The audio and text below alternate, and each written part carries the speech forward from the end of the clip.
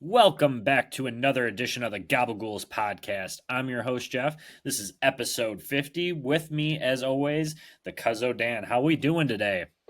Let me actually tell you, this just came to my mind as we were starting this. So I was out shopping last night with the woman Maria. Shout out to Maria. Love you, baby. Uh, we saw, we found this thing at like a little, I don't know if it's a thrift store or something, but they had some DVDs there. And I got myself a little DVD player because we've got a bunch from over the years. Yeah. So are you a Bruce Lee fan? I'm not really I know who he is, but not too deep into him, no. So, I know a little about him, not a ton. I'm no Bruce Lee expert, but they had like four movies of his Hmm. in this little thing, and it was still wrapped up for like $5. Picked that up. We watched the first movie. It felt like 3 hours. And this, Bruce Lee is, if some people don't know, I mean, he's a bit of an oldie, not super old, but the movie, the first one we watched, Fist of Fury, I've heard of actually that not a bad movie. It's kind of slow moving, Bruce. I'm not gonna spoil it for everybody, but he's trying not to fight, and then he's got to do it at the end. And holy shnikes! But 1971 is this first one, so and he goes back. He predates you and I just a couple of years. I know we're getting old here, one. The but tree. Yeah. you know what? Not bad. Not a bad movie. It's a little cheesy. Sorry, Bruce, just because they got to dub in the English voices and, all that stuff. But it honestly, some of the fight scenes, I'm still like thinking, like I'm Bruce Lee right now. Oh, there you go. You're feeling limber. You're feeling flexible. Feel like you could take on the world. Kind of like the Chuck brothers for Team USA in the Four Nations tournament. Look at that transition right there. How Uh, about that? Jumping in there. I know you're not an avid hockey fan. But so what they did, and you're gonna like this because obviously the NBA All Star Game, the NFL Pro Bowl. They're doing things to change it up because of just the lack of activity. It's kind of become a joke. Um, so what the NHL has done to kind of bolster, the viewership and everything is they made a Four Nations tournament, which consists of Finland, Sweden, USA, and Canada. And obviously, the two big guns are, USA and Canada. They were both 1-0 going into Saturday night's game, and USA ended up winning 3-1. And there was actually 5.1 or 5.4 million viewers watching this from America. And that's kind of surprising because of when, unless it's a big tournament like the Olympics or whatnot, people don't really care about hockey as much as I hate it. Like, not hate hockey, but hate that, please like my sport type mentality that I have for it. It's good to see that there was 5.4 million viewers. And, a lot of people, when they think of hockey, think of, oh, well, there's no fights. It's not as exciting. Well, let me tell you about that. There was 3 fights in the first 9 seconds of this game. Oh, wow. Sounds like a Bruce Lee film. Yeah, perfect transition again with that. So it's funny you brought that up, but there was a couple fisticuffs, as I like as we like to say here. But so fun little stat is there's two brothers that play in Team USA, and this is me just telling you because obviously hockey over your head. But Matt Tkachuk and Brady Tkachuk are both sons of Keith Tkachuk, and you might know him. I know your dad would definitely know him. He was a hockey player in the '90s, and he also had a fight in the 1996 World Cup. So kind of cool to go full circle that both of his sons had a fight and, he had a fight. But like I said, USA won a huge game against Canada. So they make the championship of this little mini tournament. Canada is playing right now, currently as we tape. They're kicking Finland's ass. Not really much of a surprise. So we'll get a rematch on Thursday night in Boston. So might be something you might want to just, pop on in the background. You're washing some dishes, whatever. Might be fun for you to watch because it's a lot of good hockey going on with it. It's interesting you say that we actually won because for me, growing up, we've got some hockey players, sure, that come from the USA, but you hear about hockey being big in a lot of other areas of the world. So kind of interesting. I don't know how good USA hockey is now. I guess they're obviously pretty good to beat. Who they beat? Sweden. Well, they beat Canada on Saturday night, Oh, and Canada. then I think on like Thursday, I think they played, give or take. They took out Finland, so they're 2-0. They made the championship of it. It's only 4 teams, but still made the championship. So pretty cool to be able to say that they get to play. And yes, go on. Were we favorites in any of these games? Do you know the betting odds for these or Betting odds were pretty much, I think it was like 101, so pretty even okay. for money line at least, or puck line. Pretty cool to see that we were pretty evenly matched, but like some of the big names that, I mean, this is casual, Sidney Crosby. I'm sure you've heard of Connor McDavid. I've definitely mentioned him Mhm. when we're talking about the Stanley Cup. Nathan McKinnon. So these are really top like players that have either won an MVP or won the scoring title for the last couple of years in the NHL. So kind of cool to see them all play together, and then to see USA kind of take them out in a game, and pretty significantly. The Chuck brothers laid the lumber. Had a couple big hits on some of the players on the Canadian roster, and then Charlie McAvoy, he's a defenseman for the Boston Bruins. So to see all these guys kind of come full circle, and it's kind of cool too, because the World Juniors are actually one of my favorite tournaments to watch. And USA has been kicking ass for like the last 5 tournaments or so. Yeah. Um, and seeing some of these guys come up as juniors and win that tournament, and now to see them at the bigger stage to kind of be able to represent their Yeah. country, it's pretty cool. That's if we're doing it at the junior level, right? It sounds like it's going to start trickling in to the NHL like it's been. So Yeah. good for USA hockey, right? Yeah, so big game, big championship on Thursday. We end up. I know I'm going to be speaking into the future, but they'll be facing Canada because they're up 4-0 right now on Finland.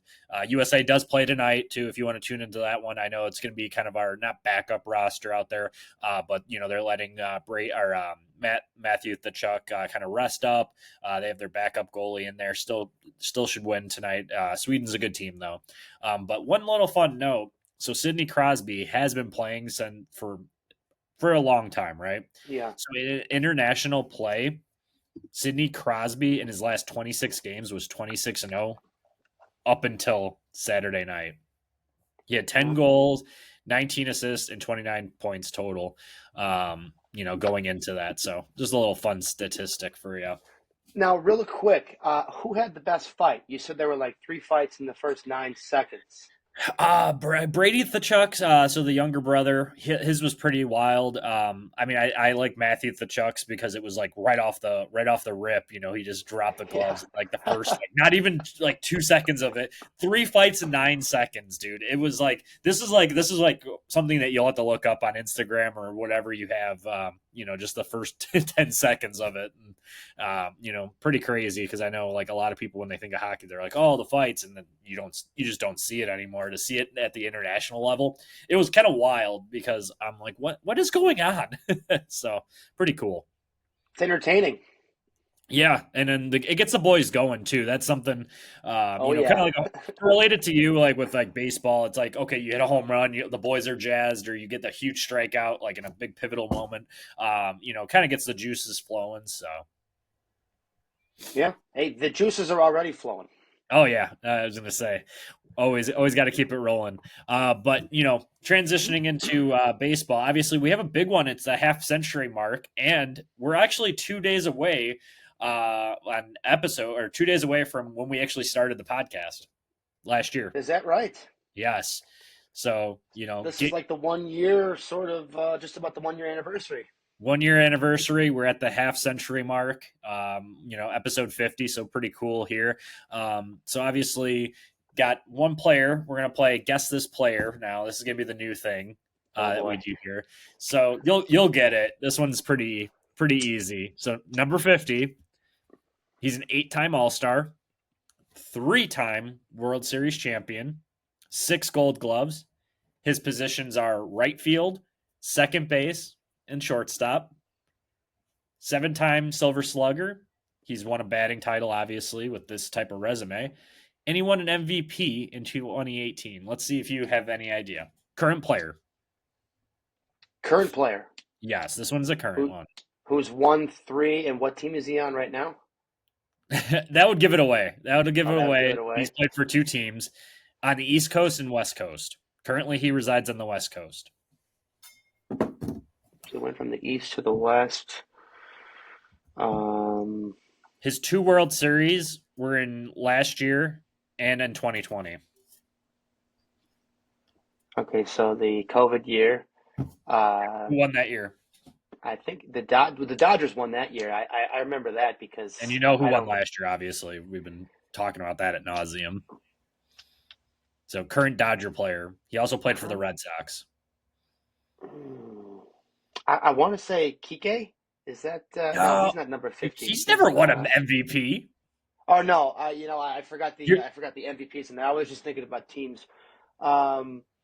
50 won an MVP. Oh, this is that. I mean, what am I doing? Mookie, right? Yes, sir. Yeah, there it is. Duh. Yeah, the Mookster, the Yes. Kooky Mookie. Yeah. Honestly, one of my favorite players. Just super underrated, to be honest with you. Had that huge 2018, like we said. In the little description of him, but like he's just always has been that kind of clutch hitter. Doesn't hit a whole lot of home runs. He's still under 300 home runs for as long as he's been in the league. But I kind of have a soft spot because I picked him up in fantasy like years and years ago when he first was coming up. So kind of cool. And then we were able to kind of move him around for a couple trades. So he's been one of the best players in the league for a while now, and that's a guy that when you look back should have never left Boston, right? They should have paid him. Never. They should have figured it out, and he would have been there. He would have been a lifer, and Boston hasn't been nearly as good as the Dodgers have been, as we've seen. Boston is they're going to do their thing now. They're not going to try to sit pat and be third or fourth place in the East every year. They've made some moves. But Mookie, God, I don't always know people's numbers, and that always can throw me a little bit. I was like, 50, who the hell wears 50? That's just such a, nobody wears 50. That's like a football number. I had, and then, we'd be remiss not to bring up, obviously, the great Chicago linebacker, Mike Singletary, as well. We don't have to talk too much about him, but obviously show our respect for him. And then one last number 50, not expecting you to know this one, but hockey player, Corey Crawford. Got to shout him out, obviously. Yeah. So, obviously. That was the goalie, right? Yes, it was. Yeah. Look at you. I remember Crawford, yeah. Daniel, the hockey guru now. Look at you. The hockey man, yeah. That's what they call him. I'm trying to think of something better to come up with, but yeah. And I guess since we're doing shout-outs, Michael Jordan's birthday. Is it? Happy birthday to the goat. Let's be getting close to 60. Yeah, he's definitely getting up there. He's past 60, 62. Is he 60? Oh wow, I didn't actually know the I was going to call him the goat. Goat. We're in agreement. We're in agreement. We're the Chicago we're the Chicago Gabagools podcast. We're Gabagools here. You know what I mean? The Gabagools. He's a goat. He's walking around with his goatness. And he puts his salami on his sandwiches and ties his shoes up right. A good guy. I think he's still trying to sell his. Yeah, you're right. I think he's still trying to sell his place that he doesn't live at in the city. He's been trying to sell that place for like the last I don't know how many years, and it was listed at like 30 or 40 million, and it keeps coming down. I don't think he sold it, but great place. Have you ever visited it? No, but I've looked at some of the pictures online, and he's got like this cigar lounge at the basement or something. It's got like this cool humidifier thing, so you don't smell any smoke. That's unbelievable. I mean, he's got like a wine cellar in there. It's got the 23 on the gate. Come on. Yeah. Have you ever do you watch like any reality TV shows such as like The Traders, or have you ever? Oh my God! If Maria, so she watches every podcast. When she hears you, she's already laughing. Shout out Maria. Yep. When she heard that, so I have been sort of pulled in, and she might not love hearing that, but she got me to watch Traders recently. I think I've only seen one episode of it so far, but there's a few people on there that I know, right? Boston Rob just got booted. For everyone who's up to date, I just watched that last one or two, whatever. And Boston Rob, I was like, you know what? The Godfather. Boston Rob from back in the day, right? Like I kind of want to see him go all the way. little sad that he's out. Tom Sandoval. There's another name for you from Yeah, Vanderpump, right? No yeah. love, Tom. He's rocking the evil villain thin mustache or whatever he's got going on now. Terrible person, but he cracks me up. And I don't know if they're just the way they're editing him, cracks me the hell up. You We'll know have what to we're gonna break have to down. start doing? We're gonna have to start Yes. watching. I mean, obviously you're watching it. Now Yep. I'm gonna get suckered into having to watch this show every week now, and we're gonna have to be doing Abs- traders. Yeah, We'll do like a reality TV segment, and we that's have gonna to. be I If you guess we if you do then. watch the if you watch the challenge too, then you'd be right up there with me. You But know, okay. So did you guys do the Golden Bachelor, Bachelorette, or no? yeah, yeah. Actually, we brought that up on Thanksgiving too. That's Honestly, part. I stopped doing the Bachelor, Bachelorette for a long time because there's just too Yeah. much drama, too much crying. Oh, Oh my that's the God. best part of it, though. The Golden was great though. These old Yeah. guys, that was the first time I didn't see the Golden Bachelor. I saw the Golden Bachelorette with Joan. That's the Yeah. first one I've seen. And the first couple nights when the guys are snoring and Pascal needs the chalk to do his laundry or whoever it was, I mean, you're like, Yeah. this is golden right here. Yeah. Golden for the Golden Bachelorette. Right.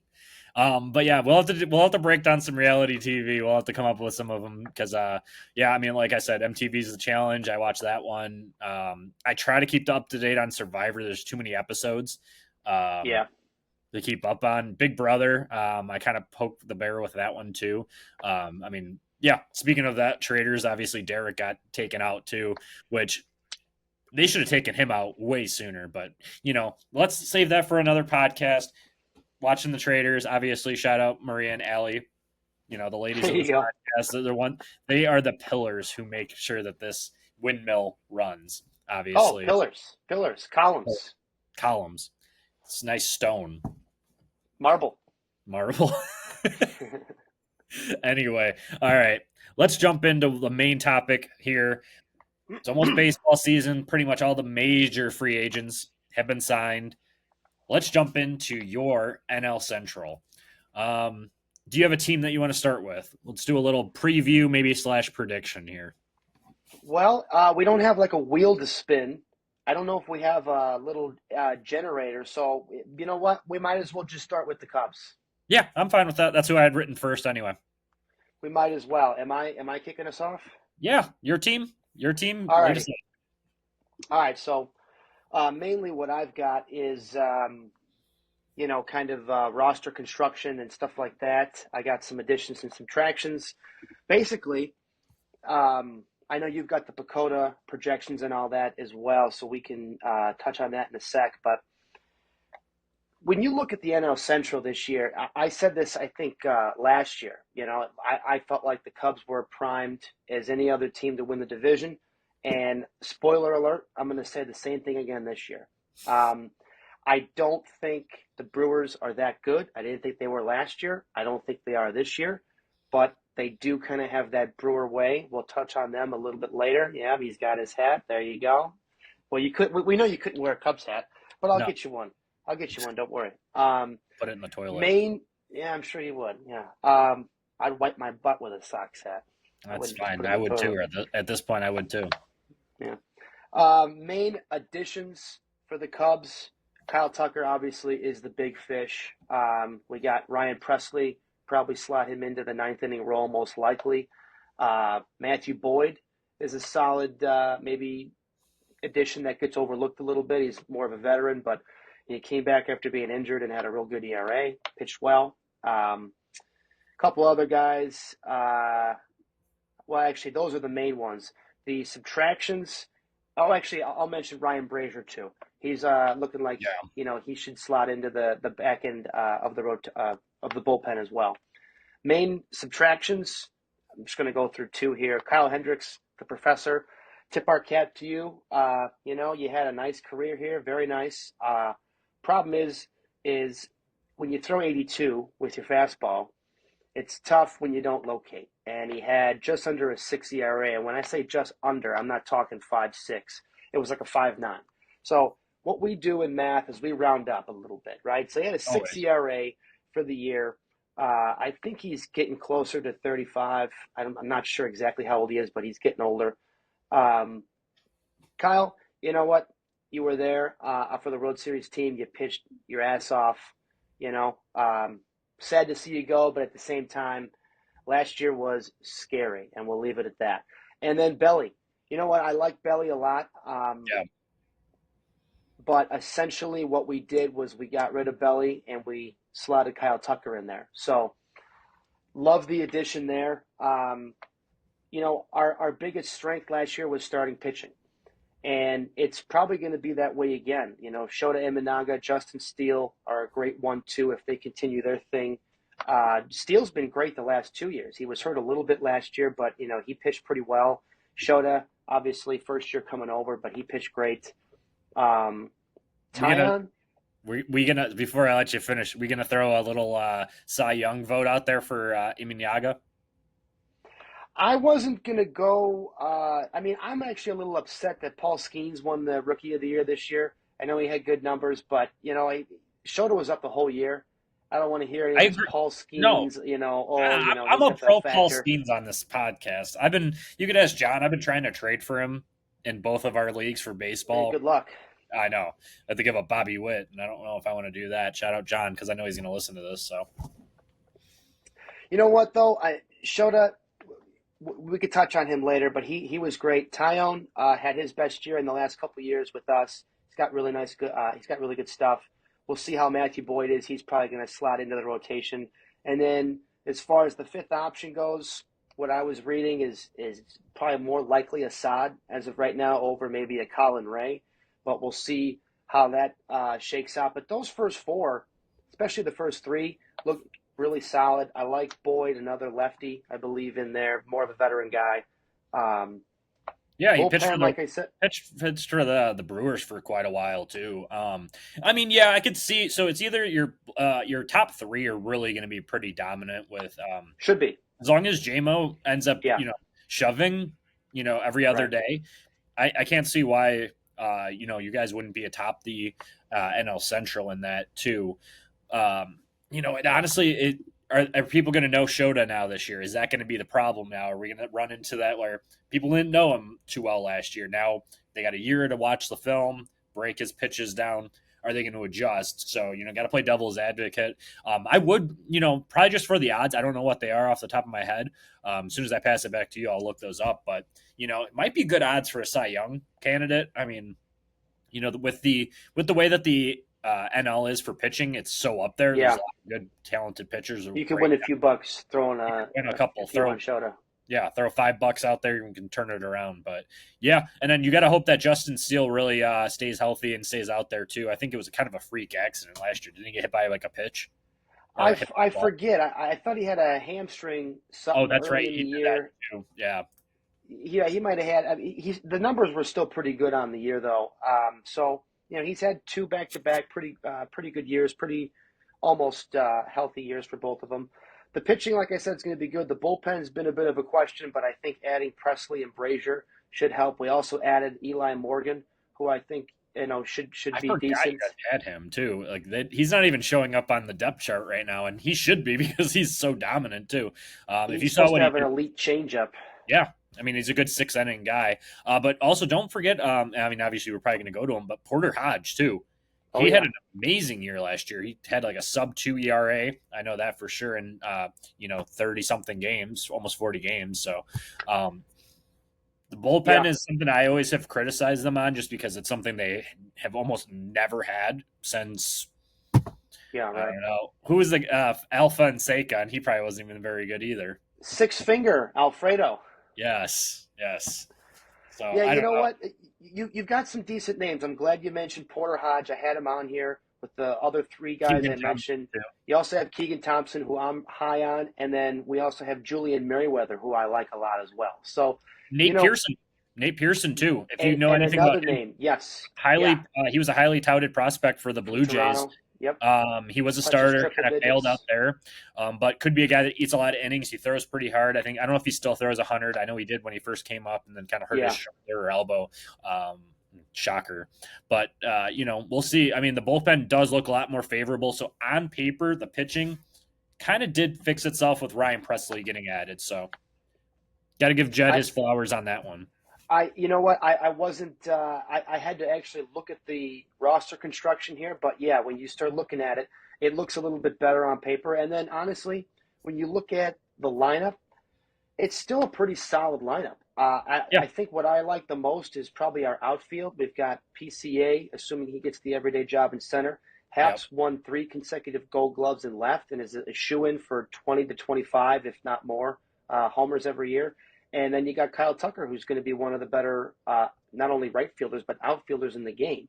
Top 10 He player. pushes Seiya to DH, and Seiya had a really nice year last year. I think he hit about Yeah. 280 with 20 homers or more. So just those four guys should be good. Dansby is going to bounce back and have a better offensive year, no doubt. He's a better hitter than Can't he get showed much last worse. year. Can't get much And worse. then you got guys like we picked up John Birdie if Horner's not ready to start the year at second. We got Yeah. Michael Bush, who had a solid rookie year. You could definitely upgrade at first, but I like Michael Bush. And then as of right now, what they're predicting is that Matt Shaw might be the guy getting third base because we've moved everybody who played third base for us last year. And your So prospects too. so basically, you know what? On paper, is as long as Swanson has a better year, Tucker has a big year, you've got Suzuki and Happ, you've got some decent pieces here. I still think with guys like PCA and Horner, and Birdie's got some good speed, I think, too. When those guys get on, you got to let them go. I think, they're letting Ellie go and try to steal 100 bags. PCA is one of those guys who's got elite speed. They should have him try to steal about 80 to 100 bags this year. Historically, doesn't Craig Counsell run a lot too? That is a great question. I don't know how much we ran last year. I don't know how many guys we had to run. PCA wasn't up the whole year, but if he's up the whole year, depending on how he hits, really, regardless of how he hits, if he touches first base and he's safe, he needs to get the green light and let him steal second and third if he's that fast. I mean, the Cubs ranked, I mentioned this, I think, last year, but we ranked towards the bottom, like the 2/3 of power and slugging last year. If the power is going to be similar to that, maybe a little better, you got to find ways to manufacture, which is get them on, get them over, and get them in. And you got some guys with good speed on this team. Yeah, absolutely. And then, when he did come to the Cubs last year, they did steal 140 bags, which is 8% higher than the league average. And then from 2015 to 2023 with the Brewers, Council did lead them to the playoffs. So, we'll see what happens. The Cubs have been on a little bit of a drought, and then, like you said, Matt Shaw, kind of one of those, top prospects that's been kind of tearing the cover off the ball. Should get the look. I mean, I wouldn't be shocked. I did see today that they might be going after Justin Tucker, or not Justin Tucker, Justin Turner. Yeah, I think that's the Red Baron, and you can kind of fit him in. You need that veteran leadership. He would be an interesting signing. I would have liked. The Cubs were this close to getting Bregman. He signed with Boston. Yep. I don't know if you saw the rumor or the report that we he got a 3-year deal with Boston. We offered 4 at, I think, $5 million less. Yeah. And the deal works out a little differently. We can get into that another time. But yeah, I mean, you know what? We could go a couple different ways. I think we could we could take a look at Shaw. Turner, he's not going to cost that much, but I don't think he did that well last year. I don't know. He might have been banged up a little bit. He's also about 40, I think, too. So, but he's a solid veteran.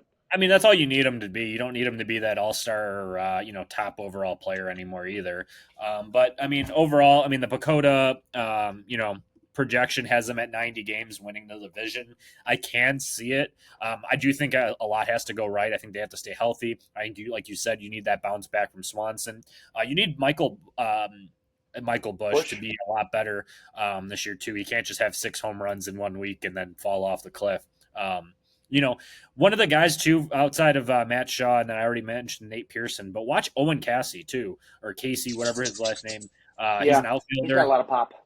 Gonna have trouble fitting in the lineup, obviously, but could be a nice, alternative. I don't know if he plays center, but you can maybe slot him over in center, with PCA as well. You guys can play with him, but definitely they have the makings to be a lot better of a team. If I was you guys, I would hope that you guys signed Kyle Tucker. You traded for him if he leaves in 1 year.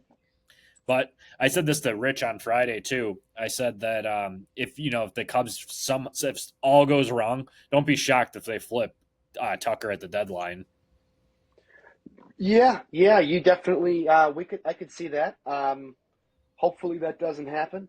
I Yeah. think we've got, I mean, and the last thing on the Cubs before we move on, I think the last like 2 years we've been projected closer to 90 wins and we've been a few under that. So they're giving us our flowers again. We've had some sneaky solid pickups this year, and you could say health is a factor for every team. It definitely is Totally. for us, but I think we have just as good of a chance as anyone to win our division again this year. So let's go do it. Completely. So hopefully some more exciting times for you guys. But moving into the team just north of Chicago with with the Milwaukee Brewers, they're sliding in at 80 wins. Ironically, for the Pacoda projections, I think that's low. I'm pounding the over on that one. They did trade Devin Williams, so their closer, obviously, but that should be a non-factor for the Brewers. If you've been paying attention for the last like 10 years, they've gone from closer to different closer to different closer, and they don't skip a beat ever. Um, you know, like I said, they did get Nestor Cortez, so that kind of does help the middle of their rotation to the back end. With him coming in to be that solid inning eater. And then you also have, obviously your lead ace is Freddie Peralta, rounding it up with Brandon Woodruff, Aaron Savale, and then Tobias Myers, who had a huge rookie year last year, came up and kind of lit everybody on fire. So, their bullpen obviously is one of their strengths.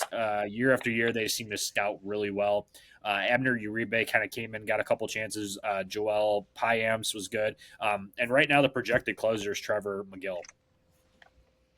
Yeah, the Milwaukee is kind of a scrappier team. I don't want to say scrappier. They've got some star power over there. You know, they're going to be better, I think, than 80 wins as well. They're just they Insane. find ways to win, and that's I think their biggest strength.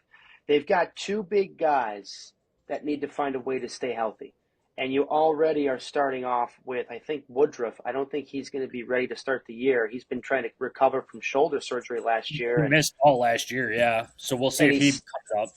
and he's still not going to be ready. I don't think by the start of the year. But Woodruff to me, when they had Burns, it was 1A, 1B, and then you had Peralta as a 3.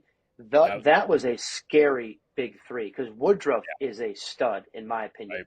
Now, hopefully he can figure out the shoulder, but it's been tricky for him. They've got other guys. You mentioned Nestor. He should slide in nicely over there. They got Aaron Savali too, so we'll see what you get out of him. He should be solid. The other guy though is Christian Yelich. Yeah. Can he find a way to stay healthy? Yeah. Because he's had the back issues and all the other issues the last I don't know how many years. Pretty much once he got to Milwaukee. So, you never root for people to be injured, even though when Yelich isn't in the lineup, you'd think it's better for a Cubs fan. Yeah. But as a baseball fan, you never like to see it though. No, absolutely not. And Yelich is actually he's not one of my super favorite players, but he's a hell of a player. We've seen him have some monster years at the plate, and when he's healthy, he still is one of the better hitters in the league. I shouldn't say better; I should say best. He's a stud. But it comes down to those two for me. If Woodruff, you don't know what you're going to get from him this year, and if you could put him in that rotation by end of the year, with him maybe sliding in before Nestor, with Peralta, Woodruff, Cortez. And then, like you said, Tobias Myers, Aaron Savali, you got some other names. Bullpen for them should be decent. Let me jump in. Milwaukee's always been the offense if they can score enough. And here's what you have too is like an underrated kind of. I don't want to say MVP candidate because that'd be a real big stretch, but like one of the top catchers in the league right now is William Contreras, and he's been tearing the cover off the ball for the Brewers too. Since he got traded there, he basically beat the hell out of them and made the Braves kind of like, what are we doing here? You got him. You have a couple of good middle infielders with Bryce Trang and Joey Ortiz had nice years. I think Trang is supposed to be projected to do a lot better this year. Another year under his belt. And then obviously the one of the top prospects last year was Jackson Churio, and I think we're only going to see him take his game to another level. And if Yelik's in that lineup backing him up, whoo baby. Obviously you're going to hear you're going to have to put them up at one of the top leaders of the Central as well. So 80 games is kind of strange to me. Sal Frelick, I did look one of the things they were talking about is he put on like a ton of muscle this offseason. Obviously, I don't know what that means exactly, how it relates to baseball. But we'll see. Yeah, still have to be able to hit the ball. I mean, third base as a whole, we'll see what they end up doing with that, but they always kind of seem to manage. So, but if you had to pick a couple breakouts on that team, you obviously have to watch Jacob Mizorowski. He's that 6'7" giant that's in the minors. That is another basically Josh Hader waiting to happen. Cubs fans are going to hate him for years because he throws really hard. Is going to kind of take him out. And then obviously Tyler Black kind of has been up and down last season, so he could fit in too. So we'll see what ends up happening with the Brewers. But it's hard for me not to take the Brewers to win the division just because they've kind of been there, done that, and if Yellow can take them over that that threshold, it would be kind of fun to watch. They like health is big for everybody, like we just said with the Cubs. And I think there's a couple of big players, like I said, with Milwaukee. If they stay healthy, they have a chance to do some things. You mentioned Wilson behind the plate, one of the best hitting catchers we've got in the league. You've got other sneaky good players in there. Obviously, Churio, yeah, he was great. And you got some young guys over there that they could call up to. Yeah, they're an interesting team, no doubt. I think the 80-win total is a little low, and we'll see. Yep, and then this next team I'm jumping into pretty quickly because there's really not much to mention with them is the St. Louis Cardinals. I mean, it's shocking to even say that, but the Cardinals, I think they're going to be struggling this year. They got rid of Paul Goldschmidt. Wilson Contreras is still okay. He's playing first now. He's kind of been banged up over the last couple of years, but he's getting older. Same with Nolan Arenado. So they're going to kind of have to rely on their young players with Nolan Gorman, Mason Wynn, who had decent years. Brendan Donovan's kind of that plug-in player that kind of hurts you. Lars Nootbaar can't stay on the field. And then Jordan Walker, since he's come up, he's been terrible for the team. He's had a couple nice stretches, but still not what you expect out of the Cardinals. And their rotation out, and then bullpen's iffy too outside of Helsley. But I mean, it's Sonny Gray and a bunch of mediocre mid guys. So honestly, I'm going to pick them to finish last. I think Arenado gets moved pretty early on. Yeah, they were supposed to move him. They just had to talk to him before right before he reported to spring training or something, and say, hey, we weren't able to move yet. But, they moved on from Goldschmidt. He last year or two wasn't as good as he was with Arizona. You lost Lance Lynn, Kyle Gibson. But you know what? They've got other solid pieces over there. I'm picking St. Louis, if not fourth, to be fifth as well. This is obviously a rebuilding. We know that. But they got some nice pieces. Alec Burleson had a solid year. Brendan Donovan's a solid player. And you mentioned Jordan Walker. If they get anything from him or Nootbaar, could be halfway interesting. Yeah, and then their PECOTA projection is sitting at 77 games. I would take the under on that one. I mean, it's always hard to root against the St. Louis Cardinal. I mean, not hard to root against, but hard to bet against them just based off their track record. But I feel like that regime is just so tainted right now. Jumping into the next team, Cincinnati Reds, kind of everyone's betting favorite this year. They're like a plus 650 to win the division. Nice money odds on that one if you want to throw a little bit. Jumping in, they traded for Brady Singer from the Royals. He had a really nice year. He was one of the higher drafted players when he was with the Royals out of Florida. Kind of shoved when he was there. And then they have Nick Lodolo, Hunter Green. If you can keep them, not on the field. I hate using the injury stuff because that just makes boring content. But if they can have hot years, watch out for the Reds. They also had added Gavin Lux from the Dodgers. He got run out of town out of there. So I expect him to have a really good bounce back year at third. And then obviously Austin Hayes, kind of a he was a role player with the Orioles. Like I said, could be dangerous with Ellie De La Cruz and then Rhett Lauder. Yeah, I know he's banged up too, but should be nice to see what they are. And they have Pacoda projection as 75 games. Okay, I was going to guess closer to 80 for them, but yeah, Yeah, the I'd be Reds. over. The Reds are, they've been an interesting team the last year or two. They got a lot of young talent that people were talking about, and they've called some of those guys up, and they've been decent, but I don't know if they've been that good. Ellie's been pretty good. Spencer Steer had a solid year last year, but the average was a little bit low. They got a solid catcher in Tyler Stevenson. Yeah, kind of I think surprising. I think the big one for them this year is Matt McClain. He was hurt all of Yeah, last year, didn't play, and he's going to be.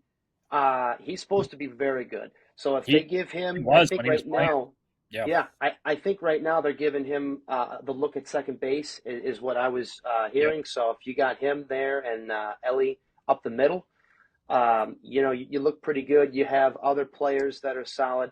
One more of a veteran guy, Heimer or Jamer Candelario, they call him Yeah. the Candyman. Your He's a old solid friend, hitter. old friend Yep. alert, old Cub fan, old Cub player. Switch hitter, can play a little of the corner positions. He can DH a little bit. And then, you know, they're Their pitching outfield, for sure. their Yeah, they're outfield. The best way to put it, it's yucky. I'm talking to my toddler when I say it because it's like Austin Hayes, C.J. Friedel, and Jake Fraley. And Jake yes, Fraley. Friedel Yeah. had a great year last year, but like, what do we like? They need to add some more pop. I know they have Will Benson, and he kind of does that. What our Christian Encarnacion Strand too. He can kind of fit out there, but we'll see. We'll see what ends up happening with those guys. We'll see. Yeah. I mean, and then they got Alexis Diaz at the back end. He's a pretty solid closer. The rest of their bullpen, I don't know as well. They got some other names, but Barlow um, was with Kansas City for a while. He was kind of blew a lot of games. Emilio Pagan, if you remember him with the Giants, he had a couple closeout games, and then Taylor Rogers also was with the Giants for a little bit too. Um, I want to pick that. If I didn't have such a good outlook for both the Cubs and Brewers, I would really want to pick them to win. It might be a fun bet, but they're going to finish third. I think they finished third just above the Pirates, who I can transition into now. So obviously, the belle of the ball would be Paul Skeens, number one overall draft pick a couple years ago, run Rookie of the Year, and just a hell of a pitcher. He's going to be the highlight of that team. They kind of ride and die by him. Their rotation kind of rounds out with Jared Jones, Mitch Keller, Bubba Chandler, one of their other top pitching prospects, and then Bailey Falter. So outside of the top, I mean, it could go either way. It's either going to be those top four guys really break out, and you're going to see some really fun pitching matchups with them, or it's just going to be an awful back end of your rotation. Pittsburgh's always been an organization that seems like they're able to draft some pitchers, Yeah, and they still have they've more done too. well. They've Yeah, done well. Skeens, obviously, that seemed like you couldn't miss on him. All right, we got him. Jared Jones, I got a share of him in one of our leagues, picked him up, and he came up last year and lit it up. He's only going to get better, right? I think he probably gassed out a little bit towards the end of the year, yeah, as rightfully rookies so. will do. But he looked great. Mitch Keller is a solid veteran. Bubba Chandler is going to be the interesting one. I don't know if he's breaking camp, if they're going to call him up, but if he ends up being good, yeah, you got a pretty solid rotation. And then, for the offense, you still leave a little to be desired. But you have one of my Nothing. guys. I'm still high on is Nick Gonzalez. He had a Oh, nice year last year. that's a nice one. Yeah, I never even really thought about him. Yeah, Nick York too. I think he was with the Red Sox for a while too, if you remember him. Yorkie, Yorkie. They also have, Brian Reynolds, solid player, right? I don't know if he jumps off the page, but I think he was an all-star last year. Yeah, obviously you Yeah, got O'Neal Cruz. They just moved him, I two of their believe, to best the players. outfield. Yeah. Yeah, they moved him to center, and then they got Reynolds, I think, in left. And then you got Tommy Pham. They brought another veteran in. He's a solid player. And then one of the interesting Don't guys play is fantasy Spencer with him. Horwitz. Tommy Pham. Yeah, don't play fantasy with him. Apparently, Oh he yeah, plays. yeah, I know. He'll beat your ass. Yeah. And he's he's boxing in the offseason, dude. I don't want any part of that guy. He was a White Sox for half a minute last year. And he was probably decent for you too. I think he had like Who knows? two, If game, it two was a games. cup of coffee, who knows? Yeah. Yeah. Anyway, yeah, Spencer Horwitz, like you were saying, did come over from he was part of like a 3-team trade. That's their big move so far, I think, this offseason. So we'll see. We'll see if he does anything. But, you're moving O'Neal Cruz to the outfield. Brian Reynolds is solid. Nick Gonzalez hit well last year. You Brian bring back, Hayes. Brian Hayes yeah, too. he's a big one. If he can, I mean, they live and die by his play, and he's been so bad the last probably 2 years, and it just sucks because another guy that I found in fantasy and was like, oh, this guy's actually pretty decent, and then nothing. Doesn't really hit too well, so they're going to be struggling. I mean, a lot has to go right for them. They got to develop some, position players to go around Skeens, and I don't think they're going to do it because they don't pay out for the players. I mean, look at how many Yeah. times they've let McCutcheon leave. He's still Don't have there. the money. Probably going to retire there. So we'll see. Oh yeah, their Dakota projection is Yeah. 74. I mean, that's probably what Pittsburgh is mostly almost every year, right? They're not supposed to be that great. They've got some solid players, but yeah, I mean, you got to have that Horwitz kid. It's got to be the real deal. Key Bryant's got to have a better year. I mean, they might. I mean, I don't think they do, but I mean, moving Reynolds at the deadline and seeing if you can get a bunch of position players and kind of hopefully round it out. But I mean, a lot has to go right for that team. I don't see them doing that since they gave him one of the biggest contracts in their team history, and an O'Neal Cruz too. You better hope that he ends up popping for them to make a difference. But yeah, obviously you picked the Cubs. I picked the Brewers to win the division. Reds kind of are the shout out team. Any closing thoughts on the NL Central? Well, we're gonna keep our list of who we're picking here. So I'm gonna Write write it down. down my pick. We know that. I'm gonna write down your pick. Yeah, you know what? We'll probably do. Are we doing another division next week? Yes, sir. All right. So NL Central, Cubbies. Closing Let's it go out. get it. Yeah, unfortunately, you missed out on Bregman, so hate to see it. Yeah, there's that. There's the Jeff Jab. Yep, got to close it out on a strong note.